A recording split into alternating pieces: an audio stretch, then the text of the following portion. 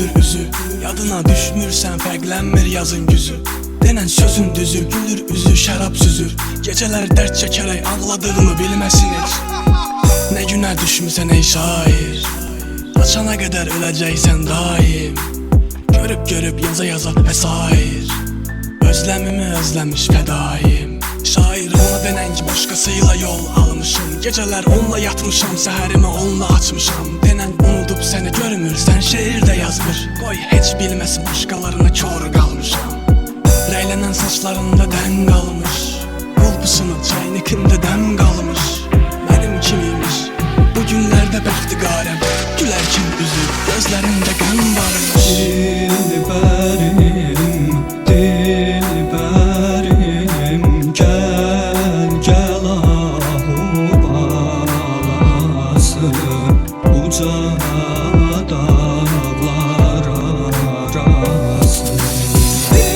Dilbərim, dilbərim, gəl, gəl ahu balası, uca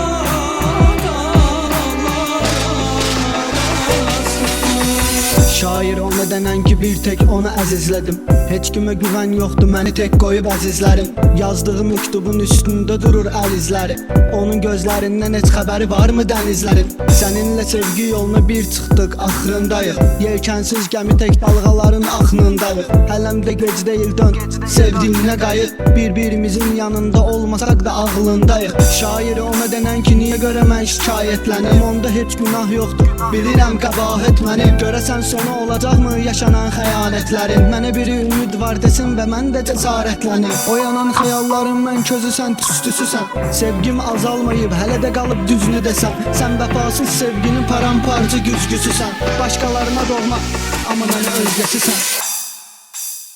Bağa girmərəm sənsiz, gülü dərmərəm sənsiz. Bağda quzu mələsə, bil ki o mənəm sənsiz. Bağda quzu mələsə, bil ki o mənəm sənsiz.